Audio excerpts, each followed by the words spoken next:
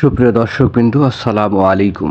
শুরুতেই জানিয়ে দেব আজকের সংবাদ শিরোনাম, তারপরে থাকবে এ নিয়ে পুরো বিস্তারিত।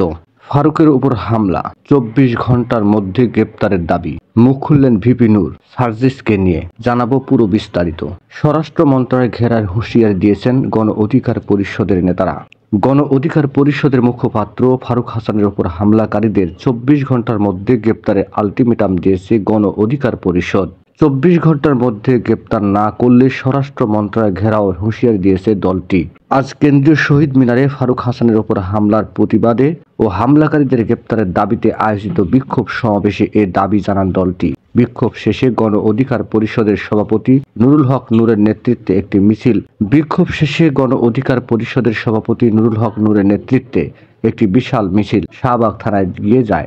সমাবেশে ভিপি নুরুল হক নূর বলেন, আগামী 24 ঘন্টার মধ্যে হামলাকারীদের যদি গ্রেপ্তার না করা হয় তবে আমাদের নেতাকর্মীরা ব্যবস্থা নেবে। বারবার সার্জিসের নাম আসছে এ হামলার নেপথ্যে। আশা করি সে তার অবস্থান ক্লিয়ার করবে।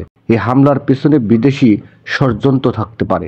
একই দাবি জানানোর পাশাপাশি দলটির সাধারণ সম্পাদক রাশেদ খান সমাবেশে আওয়ামী লীগ নিষিদ্ধ করার দাবি তোলেন। এ সময় তিনি উপদেষ্টা পরিষদের সমালোচনা করে বলেন, প্রধান উপদেষ্টাকে বলতে চাই, যে উপদেষ্টা জনগণের পালস বুঝে না তাদের বাদ দিয়ে নতুন উপদেষ্টা নিয়োগ করুন। ফারুকের উপর হামলাকারীদের 24 ঘন্টার মধ্যে গ্রেপ্তার না করা হলে স্বরাষ্ট্র উপদেষ্টাকে ঘেরাও করা হবে, তার অপসারণের আন্দোলন করব।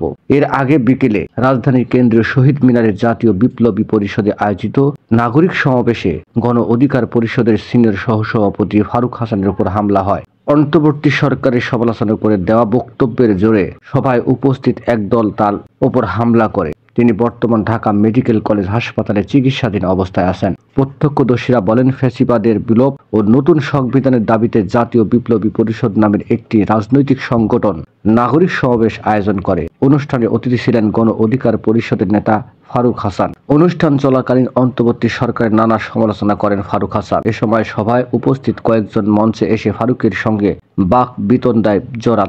এরপর বক্তব্য শেষে নেমে যাওয়ার সময় কয়েকজন ব্যক্তি এসে ফারুক হাসানের সঙ্গে বাক বিতণ্ডায় জড়ান এবং এক পর্যায়ে তার সঙ্গীদের উপর হামলা করে।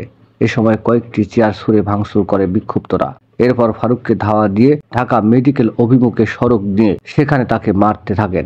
নিউজটি সম্পূর্ণ দেখার জন্য সবাইকে ধন্যবাদ। বাংলা নিউজের পরবর্তী আপডেট পেতে আমাদের চ্যানেলটি সাবস্ক্রাইব করুন।